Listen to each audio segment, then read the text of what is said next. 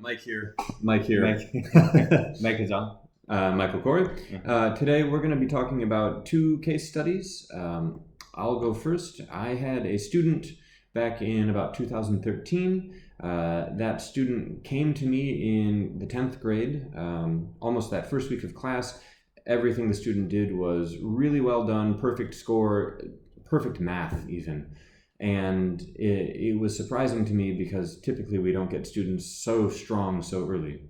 The second week, that student was bored all the time, fell asleep, and we set up a meeting to communicate. And in that meeting, the student said that the parents were very, very, very smart. They were very supportive. The dad had received the highest score on Gaokao that he could, that someone could get, and that the student maybe was special, an accelerated student.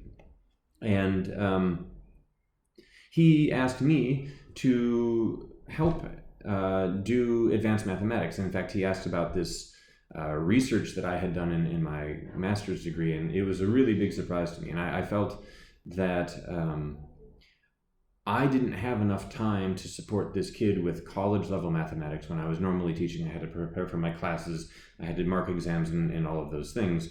And the student ultimately was looking for 4 or 5 or even 6 hours a week where he was asking these very detailed and complicated questions.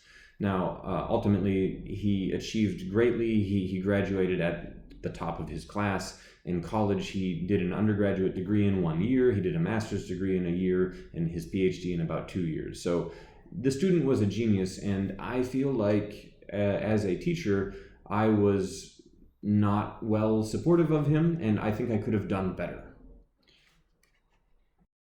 Okay, now I'd like to introduce my student. Actually, the student is the first,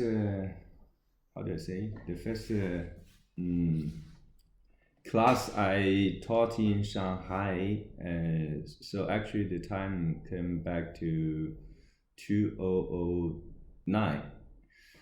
And the girl is from Hangzhou. I don't think she is a genius in studying math, but actually she works very hard. And the thing I don't expect is she chooses math as her major in university, and when she finished the courses in Imperial College, her mom told me she graduated from an honorable student. That's amazing. Of course, after the bachelor's degree, she continues to study the master degree in Hong Kong, and she chooses finance as her master degree. Right. So a long-term sample for both of our students.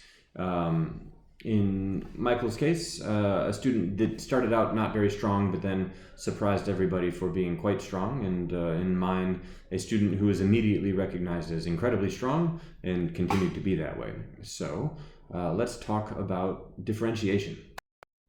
So thinking about your student, back in 2009, what did you do to differentiate, or did you? Yeah, of course. I keep encouraging her to try different kinds of math questions. That's one part. And the second, of course, is to analyze the questions. She made mistakes. I pointed out the exact reason why she didn't solve the questions correctly. Right. And so now, would you change your method, or is it still like that? Of course, I keep practice. So for me, with a student like that, I agree that keeping things positive and encouraging more practice is good. And I've had students like that also.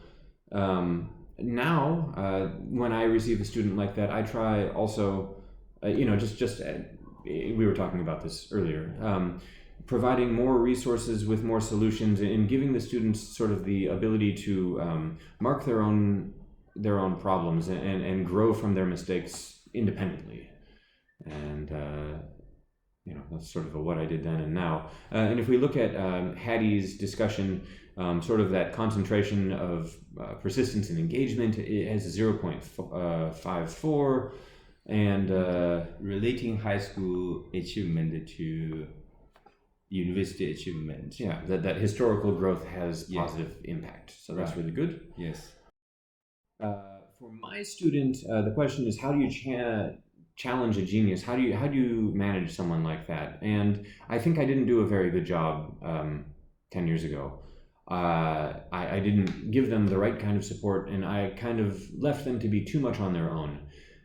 I think now setting clear boundaries and clear goals for the student to achieve, maybe by themselves, maybe give clear reading benchmarks, finding solutions with them, finding contacts with them that maybe can get them the answers that they need would be good.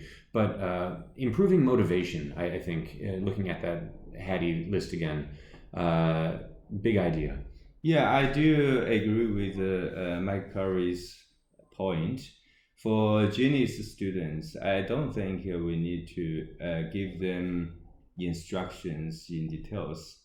The most important thing, I think, that's to give them the direction. They can try. Yeah.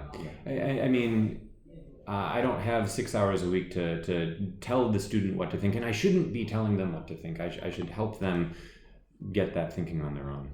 Yes. Cool. So in both cases, motivation and positive atmosphere and encouragement necessary, but also giving those students a plan for personal growth, whether they're an average student in the beginning or an incredibly strong student in the beginning. That plan and path is really an important thing. So better differentiation. Yes. Thank you very much. Thanks.